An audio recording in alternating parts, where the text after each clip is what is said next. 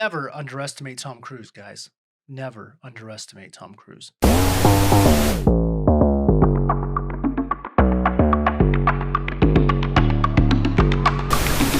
What's going on, ladies and gentlemen? Welcome to the Movie Dive. Today we are diving into Mission Impossible 7 or Mission Impossible Dead Reckoning Part 1, the first part of a two-part series in a very long franchise that started when I was 6 years old. This movie, of course, stars Tom Cruise as Ethan Hunt, who has been doing it for quite some time. We also have returning cast members like Vanessa Kirby, Simon Pegg, Ving Rhames, Rebecca Ferguson. Some new ones that are introduced here like Hayley Atwell. We have Pom Klementieff, I think that's the way you say it, and Issei Morales. So Mission Impossible Dead Reckoning Part 1. Was this movie as good as the last few Mission Impossible movies have been? They kind of all jumble into the same kind of category. To me, it's like if you go to an amusement park as a teenager and there's no one there, and your favorite roller coaster is at this amusement park, and you can ride that as many times during the day. You know what's coming, but it's just as thrilling every time you do it. So going into Mission Impossible 7, for some reason I knew this movie was going to be good because all the last Mission Impossible movies have been amazing. There is no one as dedicated to his craft seems as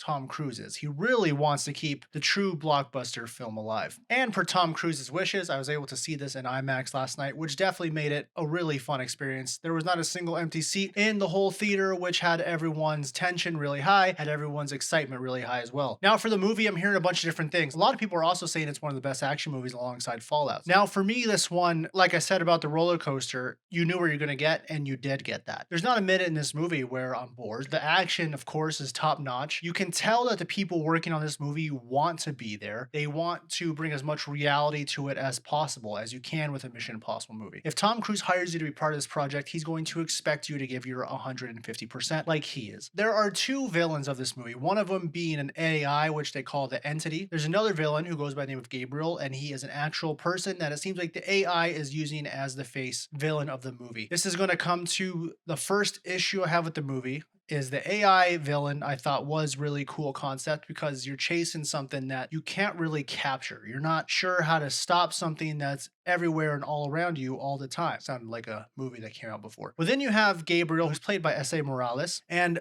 I just didn't find him that convincing. He didn't seem like a guy who could take down other characters who have been doing this for about 20 years. He seemed like someone more he was like a knockoff George Clooney. When it comes to a Mission Impossible movie, you can put that stuff aside because how incredible everything else is going around it. There have now been two humongous set chase scenes in Rome this year, which is Fast X and Mission Impossible 7. I recommend when both of these movies are on streaming, you watch Fast X and then you watch this one and tell me which one is a lot better and put a lot more heart and soul into it. Hence, it's Mission Impossible 7. Hayley Atwell is a newcomer in the movie. Everyone might know her as Peggy Carter from the Marvel Cinematic Universe. Rebecca Ferguson returns. She was one of the people that when she got added to Mission Impossible, she was one of the bright spots and really elevated it to another level. Unfortunately, she's not in that much of this movie. She probably told them, hey, I'll do this one because it's in my contract, but I have to go do Silo. This movie has a really long runtime of 2 hours and 43 minutes or so. Most movies at that runtime, you can definitely feel it. Now, I mean, this one, yes, I could have taken out 10 minutes out of the movie, but at the same time, I was in it. I was enjoying every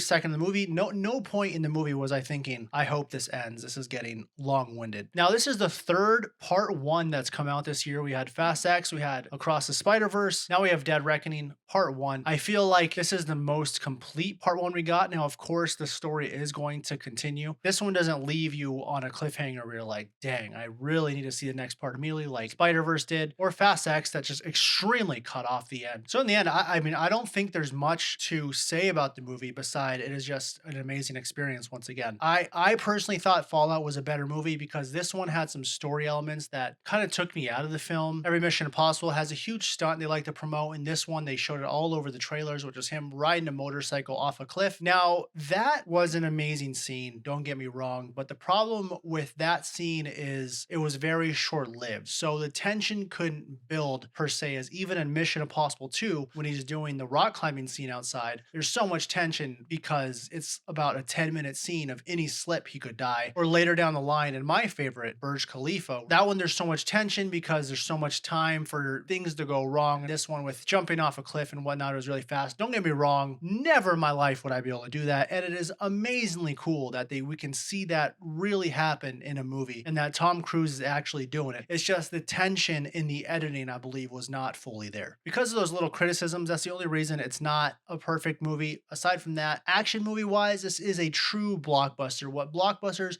are supposed to be. This is a great start to July because I believe July is the biggest month of the year when it comes to movies, because we got Barbenheimer next week. And so this was a great introduction. This one hit like it was supposed to hit. There was no disappointment in it. So I hope we keep that train moving. No pun intended with Mission Impossible 7. I'm gonna go ahead and give this movie 4 stars out of 5. What would you guys give it? Please let me know in the comments below. We will see you next time on the Movie Dive.